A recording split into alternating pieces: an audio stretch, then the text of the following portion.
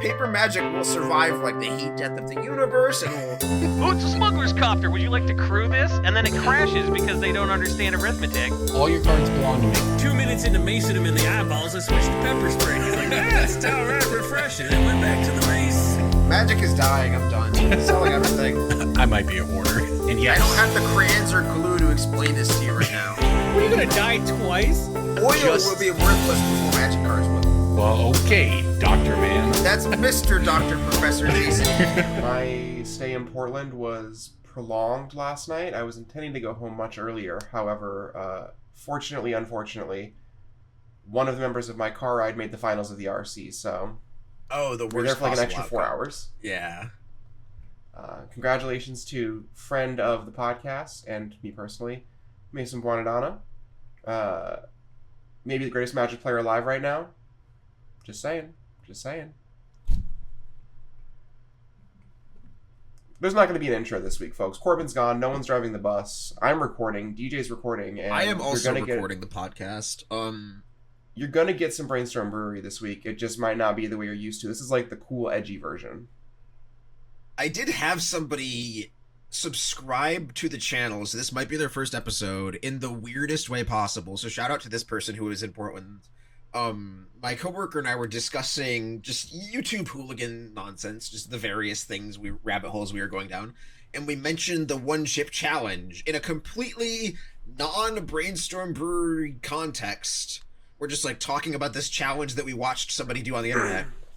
This person walks by, hears me mention it, and like starts a conversation about it, which is great. Like, you know, we're not busy. It's fine. Like we shared our personal experiences with that piece of asterisk food, I would say, maybe. It's a consumable, but it's not food. Yeah, and he was like, "Oh, have you had it before?" And I was like, "Yeah, I had to do it for like a whole YouTube thing. It was like a whole thing, man. Like it was a challenge. I did not do well. I did not say I would do well. It was a whole thing." Right. But and he's like, "Oh wow, like what's your YouTube thing?" I was like, "Well, it's magic. You know, it is a magic adjacent piece of content. You know." And he just immediately like pulls out the phone, not even like I'll check it out. Forgets it 2 seconds later. No, like shout out to this person who will go unnamed for definitely privacy reasons, not because I forgot their name, but yeah, like shout out if you're listening, like MVP listener, MVP person in the room, maybe like truly the GOAT who was like, I'm gonna go watch you, and he like pulled up the Brainstorm Brewery One Chip Challenge, which you can find at Brainstorm Brewery. YouTube.com/BSB or YouTube.com/Brainstorm Brewery. Just search like One Chip Challenge DJ in pain LOL or something. I don't know. But like that, he just was like, I have the video pulled up. I'm gonna walk away now and watch you do this. And I was like, that's wonderful. I love that. So yeah, that was a wonderful. Funny. You mentioned that's the new viewers. That's the new heads. I got to meet a real old head Brainstorm Brewery fan this weekend in Portland. Someone came up to me and was like, "Hey, oh my god, I'm a huge fan of the podcast. You know, I've been listening for like 7 years now or something, which is an unreasonable amount of time. But, you know, here we are." Mm-hmm. And he was like, I'm trying to get my set of power this weekend. Do you have any tips? And it was really cool to just... What's that?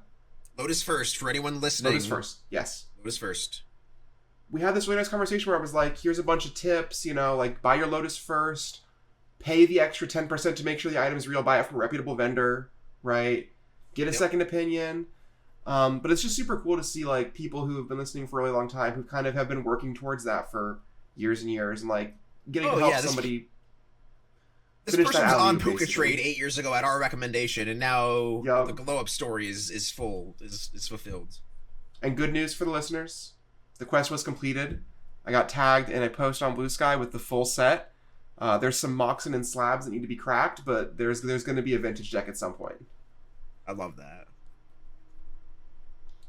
I did just recently buy a Mox Jet on TCGPlayer that was too cheap. That is either fire or water damaged. I can't tell, which is always a good sign. But yeah, it was very affordable for a good reason. It was the price was right, as somebody would say. I don't know who that somebody is. I don't know who says the price is right, but on the price is right. Do they say the price is right on the price is right? Bob Barker? Isn't it Drew Carey now, actually? And I feel like he's got to say Price is Right when he announces the show, right? Like, I don't know if he's like that, the Price is Right when they guess the price, but I feel like he says, like, welcome to the Price is Right. Like, they say it at some point. Yes, it has to be at least a title drop on the intro, yeah. Right. They You say can find welcome a to the clip- Price is Right. We don't say welcome to Brainstorm Brewery, not when Corbin's not here. Well, welcome to a podcast that you're listening to about drawing 3, putting 2 back, and drinking a beer, perchance. Or a legally distinct zero sugar blackberry flavor. JJ, you can blur that out and also censor me when I say Yeah, legally not distinct. to add more work to you because this is going to be a mess of an episode, but that's fine. It's okay. This is fun. It's freeform. It's like jazz. We are the right demographic for that, yes. DJ and I were both in Portland this weekend. DJ was working and I was pretending to play Magic. Not doing well at it, but that's okay. Were you pretending to not do well at Magic? No, I was trying really hard to do well at Magic, but I was pretending to play. It's hard. It's a hard thing to suss out what I was actually doing, but I was mostly losing a game of sealed deck after doing a deck registration and then crashing out for an hour. But that's kind of playing Magic if you think about it. Okay, so speaking of sealed, can we talk about how deck registration is an archaic process from the 1970s? Go on. We have there's a machine behind me that can do that. Okay. Like, do you for expect the players. Do you expect them to purchase some 5-figure machine, right? And then transport it city to city to register sealed pools? No, Someone's but they still can do gotta bust it, like, the at packs. home and bring the pools. Like, they can do it, like, they can just, Star City can just, like, do this at home. Or they could outsource labor to the players who are gonna touch the cards anyways. You gotta register your pool anyways. Like, I get where you're coming from, DJ. I wish we lived in magical Christmas land. Unfortunately, capitalism is real, and there is no way that will ever happen. I want They to can do it make for the case that this is good for capitalism, but I'm not there yet. Like, It's because it's not. having the players It is always doing, better. like, walking around and doing stuff and buying from Star City for the extra hour, I don't know, like... Well, yeah, but that's not good for the tournament organizer. That's good for the vendors. Star City's a vendor. Also, sealed deck players don't really buy cards. That's a fair point. You got me. Yeah, we're the worst demographic in the room. I'm a sealed deck player, and I bought a card this week, and I actually bought 2 cards. 2 cards for the self. Bought a Judge Imperial seal that I have no intention of playing anywhere because it was pretty cool and pretty cheap. And I bought, I guess it's technically 4 cards. I bought 4 Badger Mole Cubs. That card's not okay. That card is very expensive. It. I was trying to give I think- people $45 for that card when TCG low was $50, and they were saying, I'll think about it. There was a vendor in the room who had $70 copies in their case. The only one in the room who had them, and they disappeared like 10 minutes after they put them in the case. Like, people cannot get enough of the cub. I don't know. It's the 17-year glow up of Lotus Cobra. What do you want? I hate that 17 years. That's upsetting. Lotus Cobra was printed 17 years ago? Yeah, Lotus Cobra can vote. And That's it's an tough. independent. Oh, Lotus Cobra is definitely like a right-leaning libertarian. Yeah, for sure. It cares too much about property value and land. Yeah. The Lotus Cobra's it's like, well, racism is bad, but like we could redistrict maybe. Maybe. Cliven Bundy had some okay points, I'm just saying. Right. I'm always saying this about Lotus Cobra. I do love that Corbin was like, I'll jump in, and then didn't jump in. He said in a few poop emoji, which, yeah, that describes him very well. I picked up some fun personal things too. I picked up a shout out to toamagic.com, a pack of the Secret Lair sleeves that the promos are given out in. This is the most summer basic shit that I own. Of that, the average player you are playing with these will not know why it's cool. And I'm going to make it cool by explaining why it's cool right now to anybody listening. And for those at youtube.com/Brainstorm Brewery, you can see the sleeves. They say Secret Lair prize card on them. And that is because these are only given out via Wizards to players who have earned a various prize card of some form. I believe they were originally given out with the Sheevan Dragon, the 30th anniversary serialized Sheevan Dragon, and they've been given out for various like Secret Lair Championship cards, like the I believe the Dark RCQ Ritual. promos. Sometimes the RCQ they promos come in them also.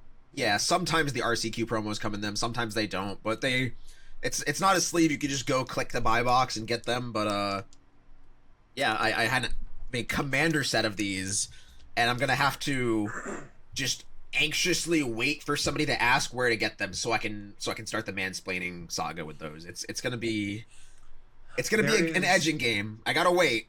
I can't just come out with it.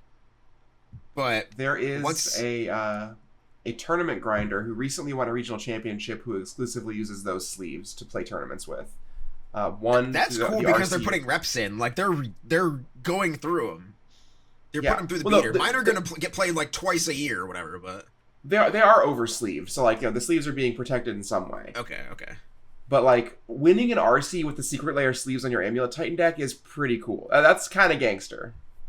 That is a deck where you get to present it to your opponent to cut a lot. Yes. Your opponent gets to look at Secret Lair prize card like 15 times a game. These were $400. Like, what? It's like roughly $4 a sleeve. Yeah. That's insane. Yeah. That's pretty cool. I don't know. That's pretty cool. If you have any cards just in your box of things that you were given, that's the breaking bulk for this weekend. Is if you have gone sleeves. to an RC at any point and you have these pink and black sleeves just sitting on your Laughing Dragon or Laughing Jasper Flint or whatever, that's money. That is a commodity we will pay you for at the booth. Yeah. Don't check your bulk. Check your sleeves. Sleeve finance. I had a customer a while back ask me if my sorting machine sorted sleeves. Huh. Which is like kind of a reasonable request if you don't know how the machine works, right? Like it's a crazy request, but it's like you can see how they got there. But then the chaser to that was I needed to sort between matte and gloss black sleeves. Okay. Oh. Yeah, how are they gonna do that? I don't know. They're like, I have all these black sleeves and they're all slightly different. I'm Sterling Archer with my suits and they're slightly different, slightly darker black. Like, please sort these for me, Willhouse. Or, like, sorry, man, my machine does not do that. My machine does not do that. I recently have come to acquire a couple of pretty cool sleeves. I got some of the Magic World Championship sleeves, which I exclusively use to play Riftbound with. That's awesome. Stolen Valoring my way through the Riftbound tournament is pretty sweet.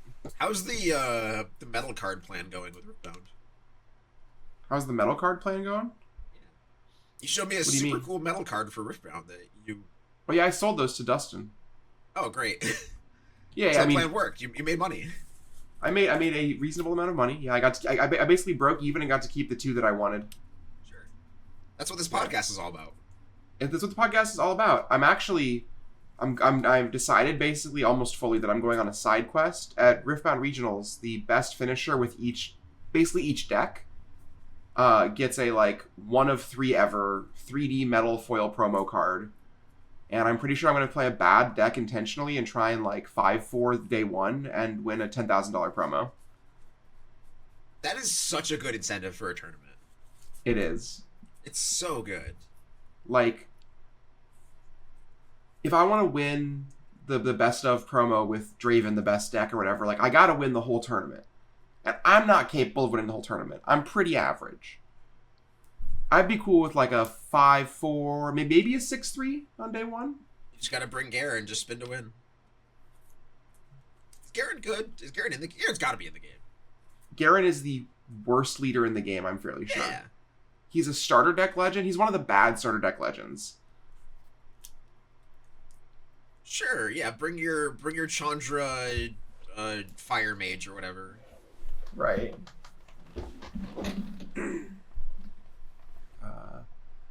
What else happened? Lorwyn's very popular, actually. Multiple vendors in the room. Recently, like the rule about being able to sell booster packs of the current standard sided events got lifted for this SCG Con. And every vendor in the room, as far as I can tell, sold out of Lorwyn Eclipsed play packs this weekend. People were just, they wanted to crack Lorwyn packs. People love this set. There's a lot of value in the set. Why do people care about the Moonshadow thing? Like That card's modern playable in theory. Aspiring Spike has been putting a lot of decks out with it. So it's the thing about Moonshadow people don't realize. It looks bad to me, but I am bad at Magic. Like you said, you're okay at Magic. I am 6 levels below that. So explain to me why I was paying $15 on Moonshadow. So imagine, if you will, for a moment, that you've read the text on Moonshadow correctly, which is whenever a permanent card is put in your graveyard from anywhere, remove a counter from it. Which means that Surveilling can do it, sacrificing Mishra's Bauble can do it, sacrificing a Fetch Lane can do it. Dragon's Rage Channeler is a really good card in that deck, because you play Dragon's Rage Channeler, you play Mishra's Bauble, you surveil away a land, boom, you move a counter from Moonshadow. Moonshadow just gets really big really quickly and has evasion built in with Menace. I don't know if it's great, but it is strong. There's been a bunch of red-black shells involving things like Detective's Phoenix, so you can surveil away a Detective's Phoenix, remove a counter from Moonshadow, and then return it from your graveyard to play, give your Moonshadow flying and haste and +2/+2. The actual answer is that it's an Aspiring Spike card. And one thing I've learned watching Spike, it doesn't matter if the card is good. Like 1 and 2 mana efficient threat $10 cards. Yeah. Just like tank, like, oh, this is gonna be the new blue tempo thing that attacks for a lot on turn 2 and 3, and then it just doesn't do anything. So like, I don't know. The most comparable one for this, I think, is Scourge of the Skyclaves from Zendikar Rising, because that one's also a mythic. Yeah. Most of these are in the rare slot. Scourge of the Skyclaves had its moment of being like $30, $40. I remember that. It was a very brief moment, but I remember that being a pricey card for a bit. And Moonshadow is a lot stronger. I don't know if Moonshadow is a card I'll see it at a modern RCQ, but I do believe that Aspiring Spike thinks it is good, and that is enough to keep the card expensive. You want to know the funniest thing you can do is Scourge of the Skyclave in Commander? What's that? Because the card's power and toughness is static at all times, it is usually a -20, -20 in the Commander game. And if you mutate it with Nethroi, it adds 20 power to the things that you can bring back. Nethroi is like, when this mutates, you bring back 10 total power, so this lets you bring back 30 total power. Oh my god. Yeah. Those players are using integers and negative numbers like it's a Code Lyoko episode. Like, that's... The C in CEDH stands for Code Lyoko. There's a YouTube recommended video about, like, it's like a 30-minute lore deep dive on Code Lyoko, and I refuse to click on it because I'm afraid it's going to ruin my childhood. That show was, like, really... Like, it was weird, and it was, like, deeply French, derogatory. But it was also kind of cool. It was animated very uniquely for its time as well. Like, it had That the 2 different is animation true. styles. Yeah. We Americans weren't ready for Code Lyoko yet. That was like a 11:30 p.m. espresso. Like, we're not built for it. It's like giving your kid a tablet at 3 years old. It's just... Right. You gotta wait. You gotta let it cook. Right. Speaking of letting it cook, we're gonna hopefully have Corbin in here before Breaking Bulk ends. He said we'll be here in a few, poop emoji. And that's just... Can we just put a poop emoji on Corbin's face for the whole episode once he does come in? Anyway, I have a Breaking Bulk. That's where we're going with this. Is I have a Breaking Bulk time. guessable Breaking Bulk that I need to double check the rarity. Oh, That's a Corbin. YOLO. just in time. Good lord.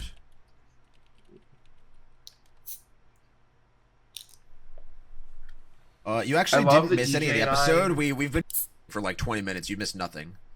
Yeah, that's Oh, true. really? Correct. No, I'm fucking with you. We're 20 minutes into the episode. We're actually in the middle of Breaking Bulk, the favorite segment of all of our listeners. The one where DJ lies, cheats, steals, and philanders? Grifts? Is that one of the things Grifts? that's bad to do? I can do a grift. He's grifting. Oh, well, grifting pays well, so good for you, Right. DJ. Support that family. What's your guessable Breaking Bulk? This is a Cold Snap uncommon with no reprints, and the difference between a Cold Snap common and uncommon is basically nothing because that set symbol looks identical. Yeah. But it's What a color? Cold Snap black uncommon, with no reprints. Shred memory. That's That's Ravnica. not from Cold Snap, so you're doing great. Black the ripple, uncommon. the ripple one. No. No. Is it the shade? No, but you're close. Yeah, I can picture Nether this card Shadow. right here, man. This is really embarrassing because I've played a lot of Cold Snap Limited, which, to be clear, I should be ashamed of that, but I'm not. Ripples of Undeath. No. I don't think isn't that a Modern Horizons 3 card? It's 3 card, yeah. That's like the Yes. fake Sylvan Library. I was trying to get the ripple thing. I don't know, man. Jesus. It's the Wraith, right? It is not a Wraith, but you're Street close.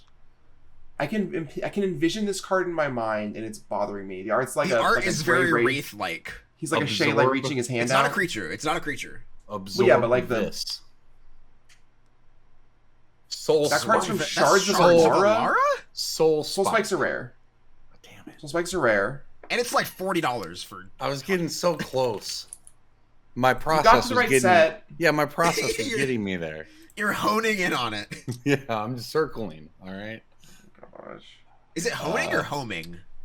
Oh, Homing. DJ. I'm But, like, is cheating honing now. also a word, or is it just like a... Thank you. The people. This is if I were to, I could do a whole podcast network about sayings that people get wrong. And yes, honing is in there, but it is homing. But is honing a word? Is that like a... Yes. Is it rhyme transformation? It is... I mean, yes, it's rhyme transfusion. Honing. Yes. Or yeah. Hone, yeah, this for the card- record, hone is to smooth and sharpen a blade. Home is to zero in on something. Do you know... Wait, Corbin, do you know why it's to home in on something? I don't know the etymology of it. Pigeons? So a pigeon, Pigeons, like, ever when heard you, of like, them? when you release a pigeon to, like, send a message, a pigeon can't, like, go to a person to find them to send a message, but a pigeon will always return home. So you, like, bring a pigeon with you when you go out on your horse on your expedition or whatever, 100 miles away into the Sooner territory, and then you, like, you release the pigeon with the little thing tied around its, like, and it will always go home. So, like, that's why homing pigeons are a thing, is they, like, return to whence they came, and to home in on something is to, like, return to the origin point, or, like, I guess, like, zoom in on it, or the specific area. Today I learned. The more you know. Yeah. Listen to the And Brainstorm today our Brewery. listener learned about a bird fact. Hashtag Yeah. Corbin bird facts. Bird You can fact. follow Word up. Corbin We're on showing this x.com for a podcast. daily bird fact. That is true. Also, what was the name of your breaking bulk, DJ? Where did we get on the Rhyme name? transfusion, not Rhyme Rhine, rhyme. M as in Mancy. Like Mr. Rhyme, the Pokemon. This is a 1 in a black snow enchantment aura. Enchanted creature gets +2/+1 and has parentheses snow mana : this creature can't be blocked this turn except by snow creatures. So you just tap your snow land and then your creature's unblockable. It is a 93-cent market price card. Card Kingdom will pay you 40 cents for it. It is from Cold Snap exclusively. So Those count. have fun finding them. I have a nice breaking bulk this week. Y'all ready for this? Y'all ready for this? You all ready for this? Dun-dun-dun-dun. OTJ White Rare. Final Showdown? No, that's a mythic. Okay. Does it have Spree? Hmm. That's I'm the gonna go- pay additional No. mana for it. No, it the does angel not. the angel that copies itself. No. The bird that plots something. No. That card is cool, though. It sounds like we're not describing magic cards from a set at this point, but describing failed Netflix pitches. The bird that plots something. Give me the regular show? Is that what you're talking about? Wan You mean Shi Harvey Tong? Birdman?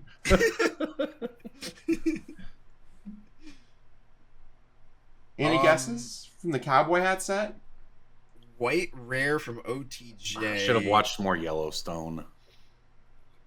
True. I mean, plot card, final showdown, and even plot outputter are the three that come into mind. Even Interrupter. No, that's the plot bird. I like my name better, Corbin. Yeah, you're. Yeah. I can The see scheming bird. A white DJ can OTJ see it. rare. I'm gonna look it up while Corbin guesses a Eventide blue rare. No, it's not Dominus of the God Hand. I liked OTJ. I really enjoyed that draft format. Me too. But I was a big Razzle Dazzler drafter. Oh, I would draft Soup. I would love to draft 4-color Soup in that format. It was great, but I am not coming up with a white. Oh, I think I rare know it. offhand. I wanted to guess this, but I couldn't think of the name. This Magic card is actually a reference to my favorite video game character. It's about 12 o'clock. Yeah. It's about 12 o'clock. High noon. This card is about $1-ish TCG low. The direct price is like $4.50, and there's a buy list over $1.50, or close to $1.50. The extended art version, CK is paying $4 when TCG low is $2.20. That's crazy. That is crazy. That's ridiculous. High Noon is a card that I really hate because my opponent plays it against me sometimes, and then I stop having fun. But it is strong. It is strong. This card has some of the worst flavor text I've ever seen. Well, what is it, DJ? They both knew only one of them would walk away. What if you say it in like an old-timey Okay. Western like narrator voice, like they both knew only one of them would walk away? Is that any better? I think I would be more like they both knew Yeah, Only like one shorter is better, I think. would walk away. Or like Like you just only have one a of them would quote walk from away one of is the them. line. I think like the flavor text I would go for is maybe like in quotes 3, 2, 1 draw or something like that. I don't know. I mean, you could just Go ahead. the flavor text could just be draw exclamation point, and that's good enough. Yeah. Like Oh. brief is so much better. Like I let was the gonna expedition do say- anything. I was gonna say no flavor text because this card needed 3 more lines of rules text. I'm sure we could come up with 3 more lines of rule text for this card. Each player who has cast a non-outlaw spell this turn can't cast additional non-outlaw spells. Hey, that would be Oh, cool. we're That at this would have been Organizing, so yeah. much cooler than what we got. And the fact that I managed to get the other Sworn Candidates templating on the first try is honestly, I'm very proud of myself. Oh yeah, that's a tongue twister. Yeah, no, that was nice. All right, well there you go. That card Your is cowboys can help cast this spell. Oh gosh, that's good. That's a good line of rules text. For what it's worth, the card is obviously it was the big card, sideboard card in standard when is it less or what do you call it? Is it prowess was the big deck? I forget our is it decks at this point. Is it lessons is now the big deck. High noon is not as it's not as ubiquitous, but obviously still a pick.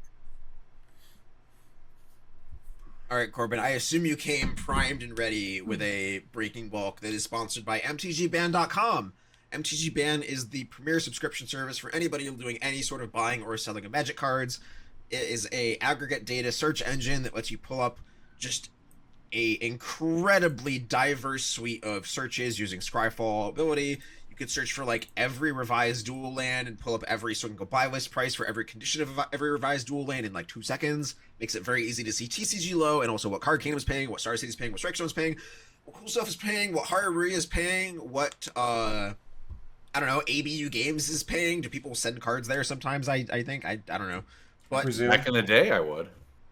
lets you pull up a CSV file of any sort of set or any sort of search engine, so I can pull up like every foil rare from Ixalan and see what the buy list price on that is. I can pull up every card print, every secret lair from 2024 to 2025. I can check the EV calcs of the Fallout secret lair 6 months from now to see if I lost a bunch of money because I spent several $1,000s on Fallout cards this morning. I can do so many things with MTG Ban. I use it very, very often, daily. It makes me a lot of money. And they also have a Discord server with a lot of vendors in it where you can ask vendors questions who are very smart and who have been in the industry for a very long time. And they will often provide you reasonable answers about like, would I buy this supply again? Where did I get these top loaders? There's a lot of pinned posts in the Discord about like where to do things, how to do things. if you're just starting out in Magic and you just got into the game and you're like, how do I make this game more affordable? Step 1, listen to this podcast. Step 2, try MTG Ban. You get a 2-week free trial with Ban, so you just like make an account, you get 2 weeks free trial, no money, no commitment. And then if you're like, wow, this is really useful, I should use this, you also get a free month, 50% off, or no, you don't get a free month. You get 50% off your first month with BSB50, promo code BSB50. Bam. All right. Well, I'll jump in with some pick of the week here, or I'm sorry, breaking bulk here. And I think that this is a difficult one, and I'll give you it is a little tricky because the base card of this is not worth something. However, this colorless uncommon from Doctor Who is worth Jesus something. Christ. Sonic Screwdriver. Nope. And its Dalek- laser screwdriver is my favorite. Is It's it the paper? uncommon Dalek. Or no, it's the Cyberman. It's the Cyberman Nope. that was like $20 for the longest time. No. Is it the paper? No. You're You're on the right track, though. You're naming Doctor Who things. Does that help? I've named all the Doctor Who things that I know. That's the problem. The TARDIS. Yep. Isn't that a rare? It's an uncommon, I believe, right? TARDISes? Huh. Okay. The showcase TARDIS is $2. Yeah. The base version of TARDIS is worth nothing. The showcase version is worth $2. It did have a Vegas promo that had a rare set symbol, though, right? It did, yes. Yeah. Okay, that's yeah. And that one, what DJ's talking about, that one is actually worth about $7. And it's just the promo, but that's the regular art. The showcase art looks a little different. The door's opening up on the TARDIS, etc., etc. It's worth $2, $3 in foil. Go ahead. Hey, keep an eye out for your TARDISes. It's bigger on the inside. It's worth more money on the Who inside. This card is... I guess it does work with changelings. Oh, I didn't even read the card. Does it do things? When it's a vehicle, and when it attacks, if you control a changeling, the next spell you cast has Cascade, which is And you may planeswalk. sure we can get Plane Chase involved if we want, but it's not. It does enable, like, you can play this in a deck with Mutable Explorer, and it does the thing. Time Lord is a creature type that you are allowed to play, I guess so. Not something or I name just with Cavern of Souls. Yep, there you go. All right, those are the picks. I'm sorry, those are our breaking bulks. You can stick around. We'll do some picks of the week at the end. But for now, there are some changes coming to TCGPlayer. This is the next thing we want to touch on. Some changes that I don't know how much they'll affect you as the end customer, but they may affect things on the back end. DJ, do you want to go into details about what people can look for coming down the pipeline? Sure. So TCGPlayer made an announcement recently. They have made a lot of announcements over the past years. Not all of them have been well received. This one is a update about the minimum price threshold they're enforcing for TCGPlayer Direct sellers. For those who don't know, TCGPlayer Direct is sort of a fulfilled by Amazon program where you buy a bunch of things off TCGPlayer, you pay extra for it, and you get all your cards in one package. And those sellers then reimburse TCGPlayer by sending the cards they sold to TCGPlayer. So you can buy 10 cards from TCGPlayer. They're all from different stores, but you get one package, then the seller will reimburse TCGPlayer with just a big package of all the things they sold. It is intended to be a more efficient, smooth way to get all things in one package. Results may vary, especially as they have moved to Kentucky and shifted their warehouse operations. But one of the ways Direct has been losing money over the past few years is with the race to the bottom on new Magic sets and new Yu-Gi-Oh sets, new Pokemon sets. Sellers will just try to have a lot of loss leaders by selling cards for a penny. They'll sell cards for a penny or 10 cents, and historically, any sale made on Direct under $3 has a 50% fee, which sounds like a lot, but you are saving a lot of labor and time, and you are gaining a lot of value by TCGPlayer taking care of all of this. When you just send them all of your $2 cards that you sold, you make $1 a piece on them, especially when you get to sort of price into that, and you're like, oh, I'll list this $1 card for $2, I still make $1 on it. It works out great for the seller. A lot of sellers were pushing that to the extreme, listing 1 cent cards where they just TCGPlayer is then processing these cards, sending them out, filling all the orders, not making any money. So TCGPlayer is now enforcing a minimum price threshold, which is something that Chetty, the previous CEO, had always been against and very much wanted to sort of embrace the invisible hand aspect of the marketplace. But now any cards fulfilled by TCG Direct will have a minimum list price of 40 cents.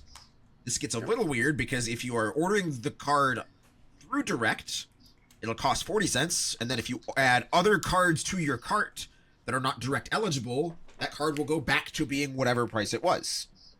So it ends up being a lot of weirdness. The cart optimizer has never optimized a single cart in its life. But true. Now it's going to be even harder for that poor little robotic non-AI soul to try to do what it was designed to do in 1942. You all seen Tron? Like, Any of them? Not a moviegoer. Yeah, I've seen the first two. You haven't seen the most recent one? The most recent one is just like the others. It's just as mediocre and Tron-like as any of them. And anyway, the point is, I think of the TCG card optimizer, and I think of the 1982 Tron, and it's just one of the guys in the corner getting flattened by the people on light bikes. That's what I think of when DJ's referring to the little small program that is the card optimizer, because that poor thing has had more people use it and then curse its name for doing what it was built to do than possibly any other tool in existence. That's all. The card optimizer is destroyed. To me, the card optimizer is like, I go and I'm like, hi, I'd like a hammer, and they give me like a bubble wand, and I'm like blowing bubbles. I'm like, this isn't fucking hammering my nail at all. Why is this not working? I don't know. It sucks. Anyway, it's not good. Yeah, no, the card optimizer somehow makes things more expensive. I've never quite figured it out. It's I don't think the optimizing people for that their design. Yeah. Yeah. Well, so they're that's up to phasing them, not the getting into update that. out in parts. January 23rd, the minimum price update applies to just Lorwyn from Magic, and then it's going to get phased out to Yu-Gi-Oh! Next week, and then 2 weeks after that, it will apply to all cards on Direct. I have thoughts on this that I think are different than what most of the community thinks at large. I mean, I think a lot of people just read this email or got the email and were like, TCGPlayer just continuing the late stage capitalism money grab scum train, how fucking dare you, and shitification. And like, trust me, I agree with a lot of what those people have said over the past few years. I do think that some way to prevent TCGPlayer from losing millions of dollars on 1 cent cards was necessary. I think this is also one of the weirdest ways they could have gone about it.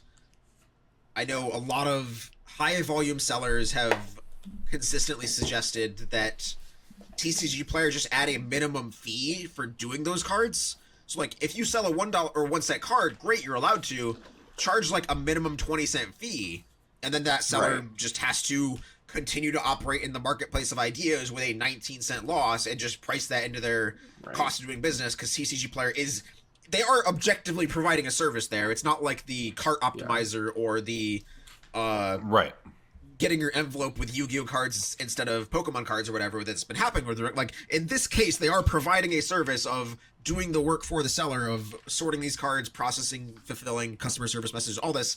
So like, just charge the seller more for this service instead of pushing it onto the consumer in this case. Like, I think rational sellers will then price up and it'll be fine, and you just like price into the fee structure like you are already, and then you'll have a situation where there's more dead zones naturally that makes sense to exist. Like the fact that there's a dead zone between $19.99 and $28 or some shit like that is crazy now. It's absurd.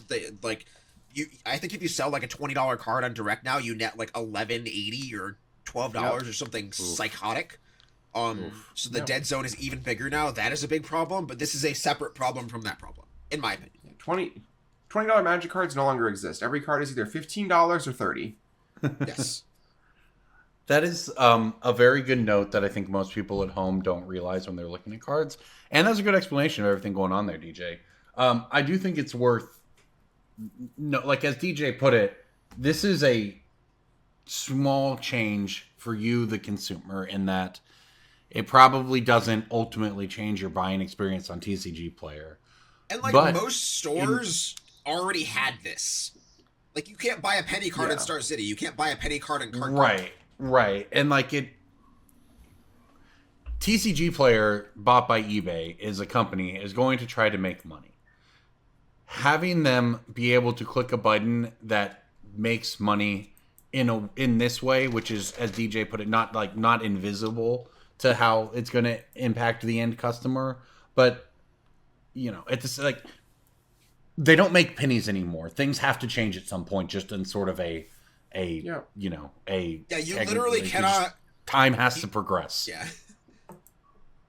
That's kind of how I look at some of that stuff. It's like people start talking about rounding their change and stuff, and it's like, okay, man, cool. Like, I don't care, right? Like, and now this is obviously different in that it might affect you, but at the end, I get that selling 1 cent cards on a program that you lose money for on those transactions is not serving the purpose it was designed to serve, and doesn't need to therefore still exist just because it did exist.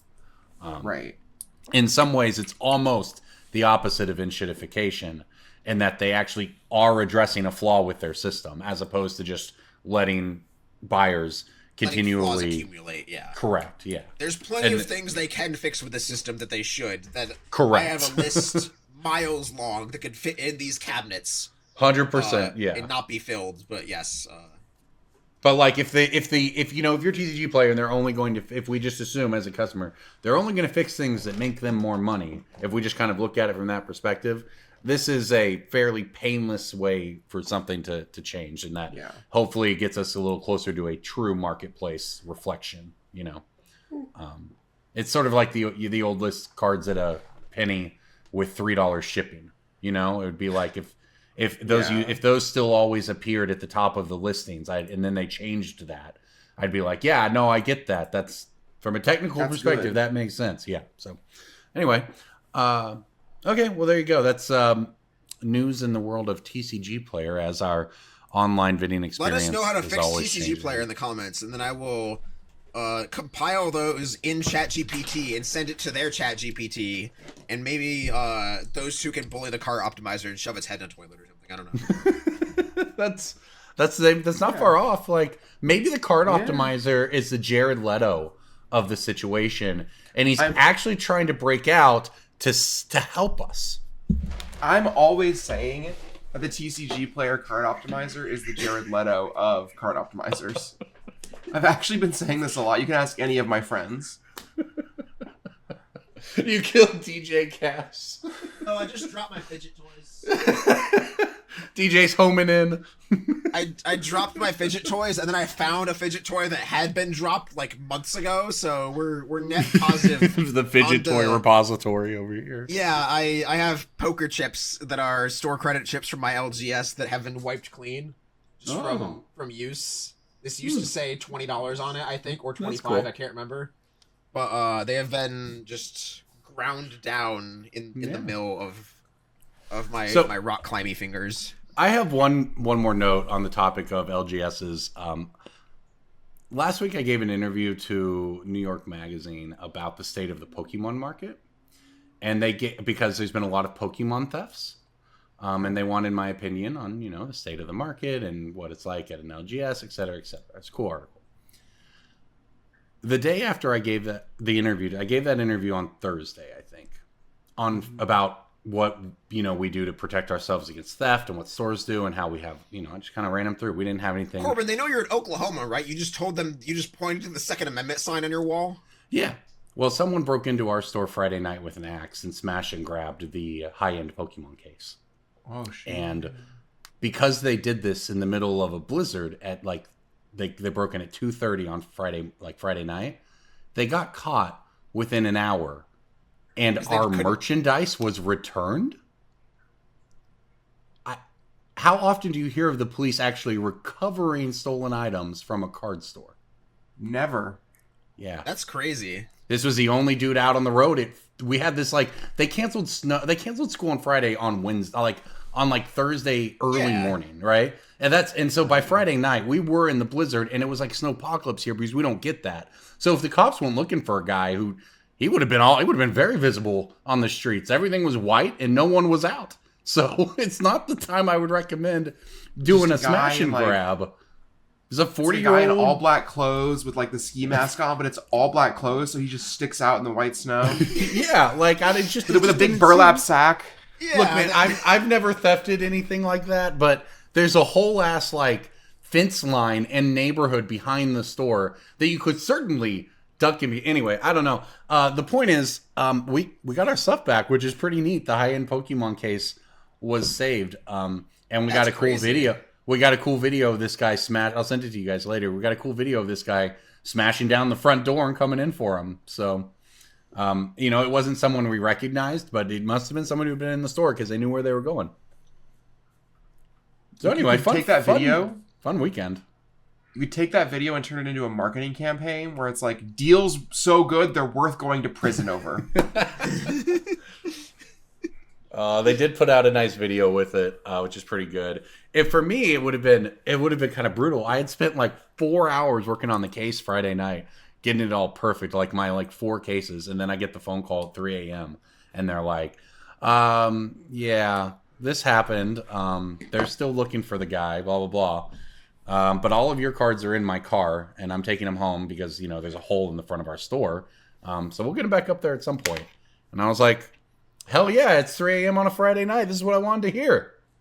And then by Saturday morning, the guy had been caught. So, yes, it was in fact wild that this came literally 24 hours after I talked to a reporter about how we try to protect ourselves against theft and how, etc. So, That's anyway, a silly move by the reporter to steal 24 hours after you. You'd want to wait after you do the Right. interview. to hire a patsy and then Yeah. yeah, it's Corbin, did your interviewer happen to have like a voice modulator or like a was it conducted What are the through security measures that your store happens to have? yeah, no kidding. But so yeah, dude, exciting times. I am fortunate that my stuff was not taken. I don't really know what I would do if that were the case, right? If I were just suddenly lose 10 grand worth of inventory or whatever. I don't know. No how one much I steals got. magic cards. People just want the Pokemon. Well, it is true that high-end Pokemon case was right where he went and then got scared and left after that. Like, Yeah. went in for, but I don't know. What's crazy is I guess all of it's crazy. But even, like, let's say you're a criminal who's about to throw their life away for, well, it's like, what are you going to realistically get out of the high-end Pokemon case even? Like, there's, like, cards listed in there that are graded for, like, $2,000, $2,500, whatever. Like, you're going to end up with a bunch of graded Gengars and shit. Like, that's a difficult way to convert crime into money, kind of. Like, if you're going to do the full-on break in the front of a store, Right. go to prison for however long you get for felony, breaking, energy, and stealing, you got to do it for more than $5,000. well, and also like I feel like the ones it's that like have robbing a- serial numbers on them are It's like robbing a bank and then Corbin. like, yeah, go on. the actual answer is that jewelry stores have far better security and are way better at making sure that people who come into the store steal stuff. Like, I agree. y'all have security cameras at best. You I got agree. lucky that you got your stuff back. yes. I agree. The reason people Very rob true. game stores is because it's probably easier to get away with than robbing a jewelry store. You're right. And you know what? I don't know how it is selling jewelry. Maybe selling jewelry for its value is harder than selling magic cards for their value or Pokemon cards. I don't know. But like the PSA 10 Gengar, that's not easy to just. I mean, I guess you can. You can just take it and try to flip it somewhere. But it's a You little just take it to different a than Pokemon saying show having. and mulch it. Yeah, I guess so. Or Yeah, I was literally gonna say Facebook it's not. Marketplace, man. It's not Like, exactly having. Well, the Facebook Marketplace screams to me like you'd probably get caught, but just because like there's not, I don't think there's many people selling like PSA 10 Gengars, Right. or whatever, like in Oklahoma City. Coincidentally, the week after one gets stolen, But like, I guess what I'm saying, there is, I don't know what's easy to move or not, but 50 bonfires of the damned might be easier than one PSA 10 Gengar. Speaking of slabs, we have a question from a listener who sent us an email, which you are allowed to do. You can email us, which is like TikTok, but very slow. It's at brainstormbrew@gmail.com. You can send us a question, and if you are a Patreon subscriber, we will be more likely, statistically, to read your email in the cast and answer your questions, whether they be about Magic Finance, Corbin's bathroom situation, really anything in that spectrum from end to end. This is from David, and he asks, "Hey, Brew Crew, I ran into DJ this past weekend in Atlanta and asked him this question, but I thought the wider audience might be interested in the discussion. Under what circumstances should I send a card off for grading, and when I do, where should I send it?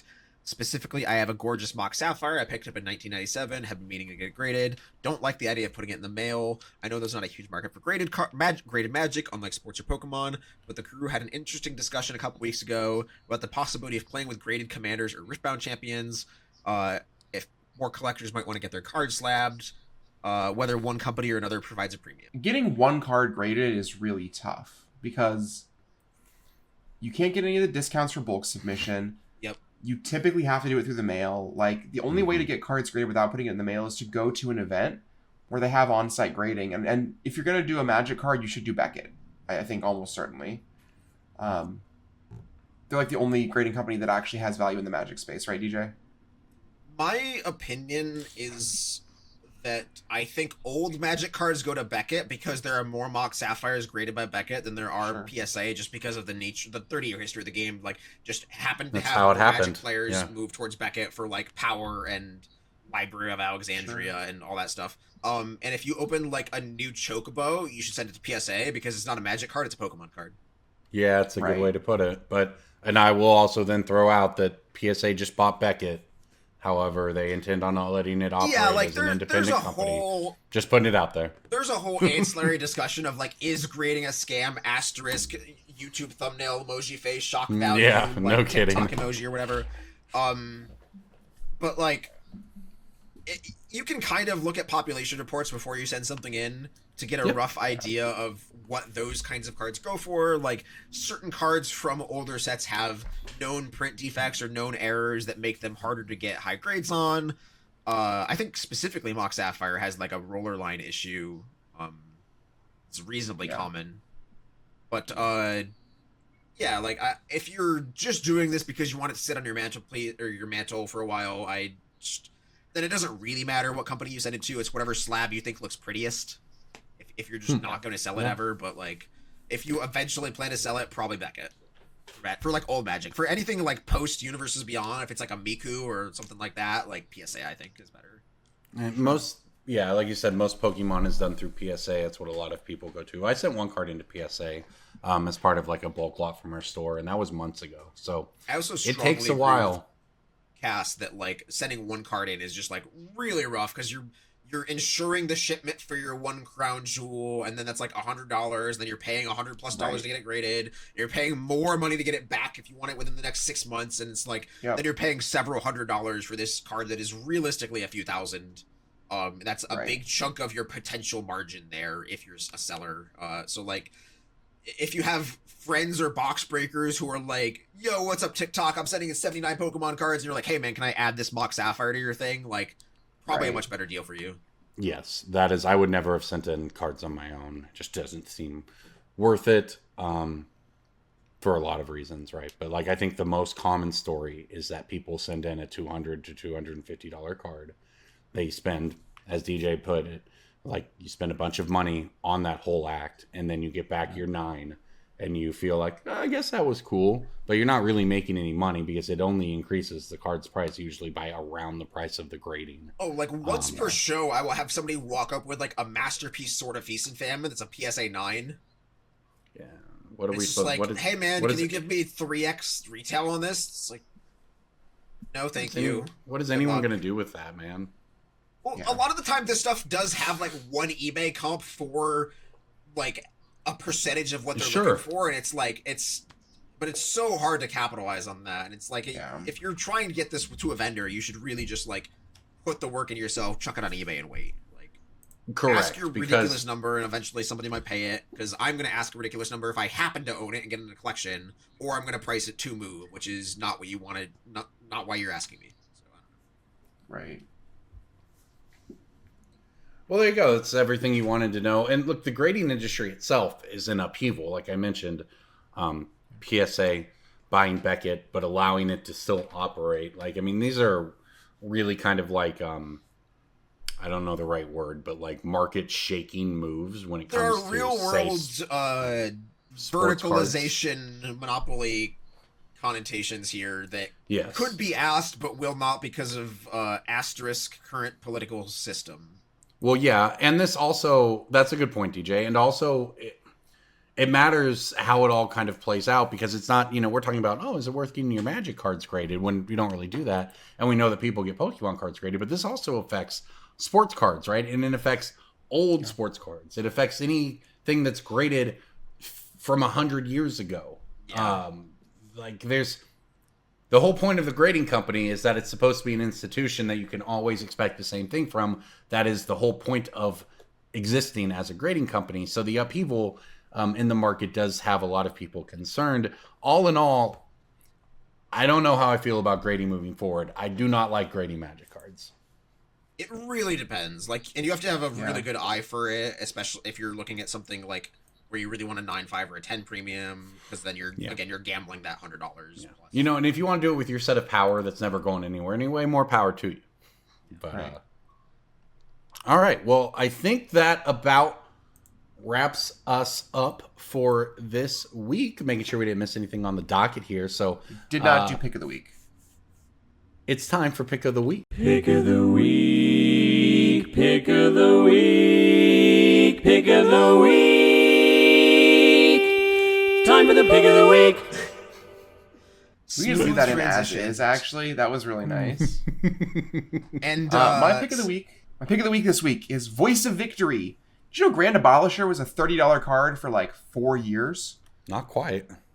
Spent multiple years being a $30 card. This card, way better than Grand Abolisher. Way better. And it's like $17 right now. And you know what? If I didn't have my copies that I want to play with, I'd get them. The card's really, really good in so many ways. It's a great attacker. It's good with the energy stuff. It creates multiple tokens to decks that care about that. It is easier to cast. It does the anti-counter spell thing. It's got more toughness. I don't know. Yeah, like what more could you want from your utility creature? It does all the things. Like, even if you're just EDHing with this guy and have like Impact, Tremors, and Soul Wardens in play, it's doing triggered ability nonsense. Yep.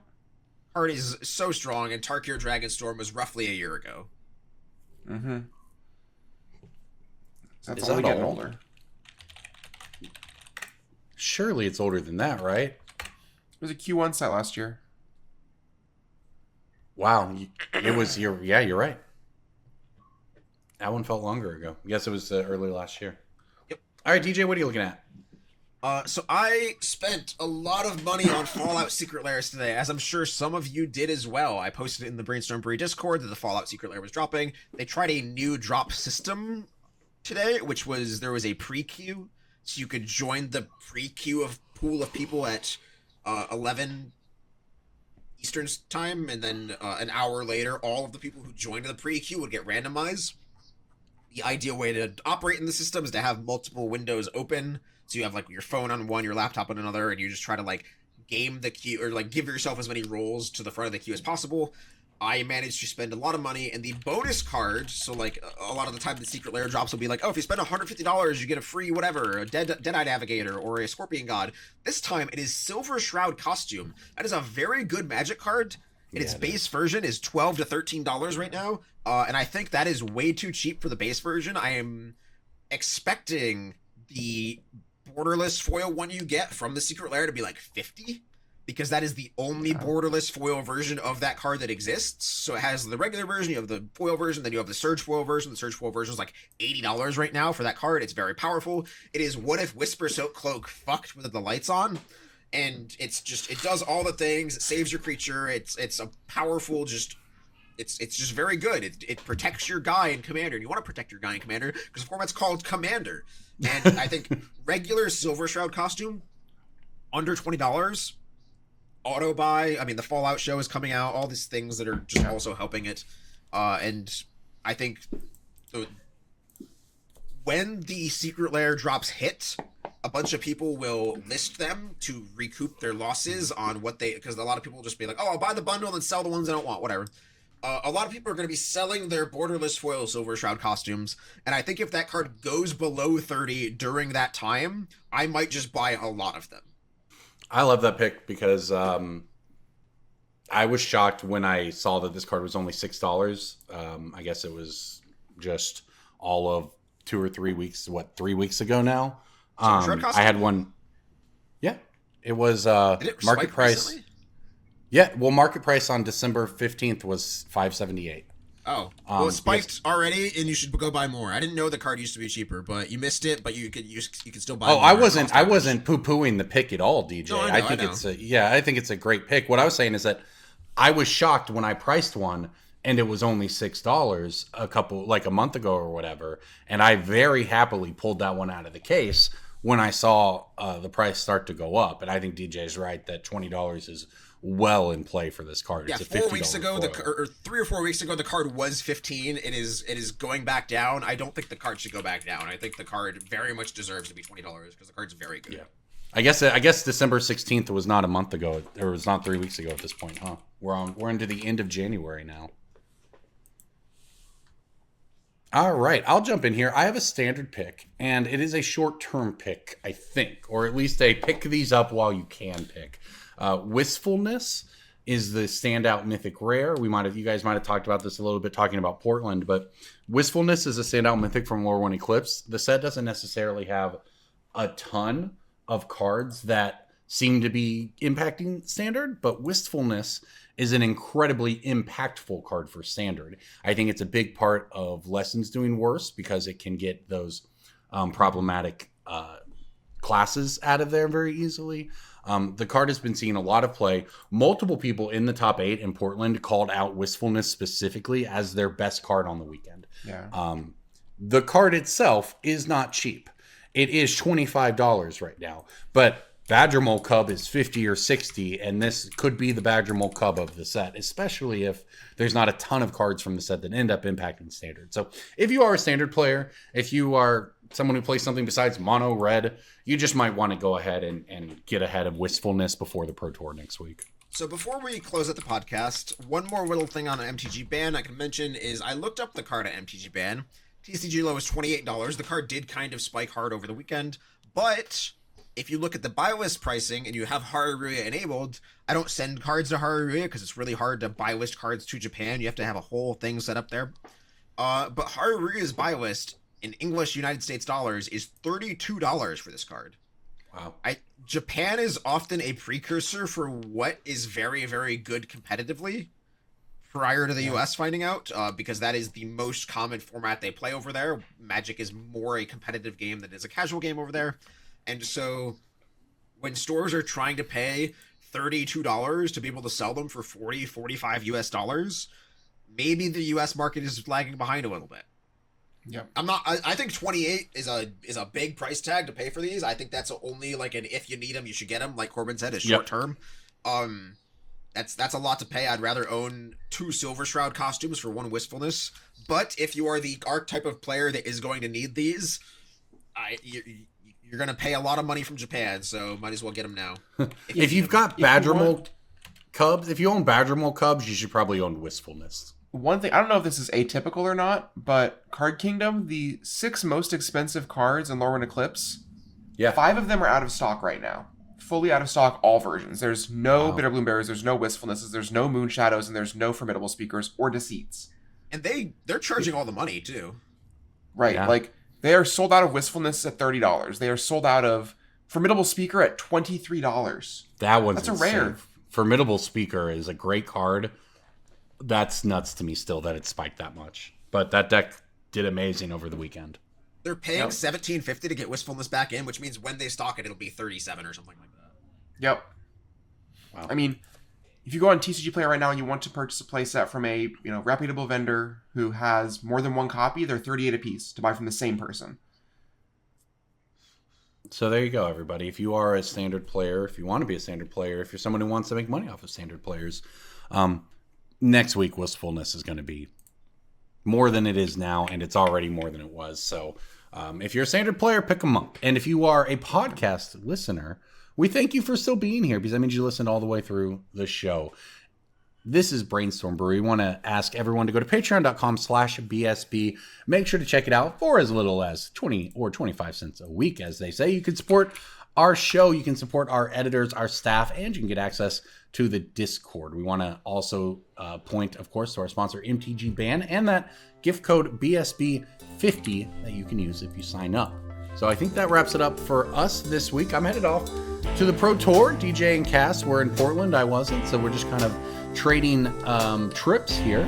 But look for Brainstorm Brewery back next week, post Pro Tour, to tell you all about it. We'll see you then.